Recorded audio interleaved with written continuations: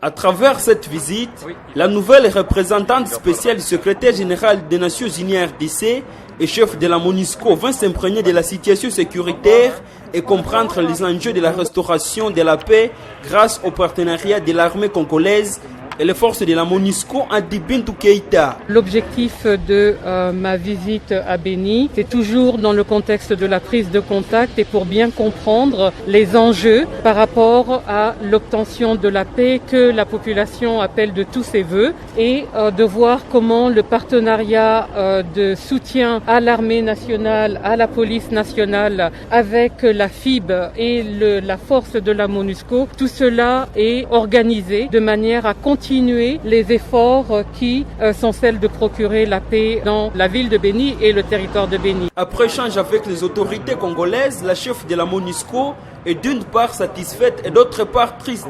Tout en comprenant la frustration des civils, elle sollicite la confiance et la compréhension des actions onisiennes et des efforts laissés par la population dans le rétablissement de la paix. Et j'ai appris avec beaucoup de satisfaction et en même temps avec beaucoup de tristesse deux choses. La première, c'est que depuis un an, la situation dans la ville de Béni est stabilisée. Mais par contre, dans les territoires, les efforts qui sont faits par l'armée et par la police et par la MONUSCO entraînent des mouvements des ADF à Béni par rapport à ceux qui sont sur les territoires. Ils voient qu'ils sont toujours en demande de la paix et nous, on comprend les frustrations, on comprend la colère, mais on a aussi besoin des communautés. On ne peut pas travailler si on n'a pas la confiance dans les actions qui sont posées et la compréhension de ce qui est fait.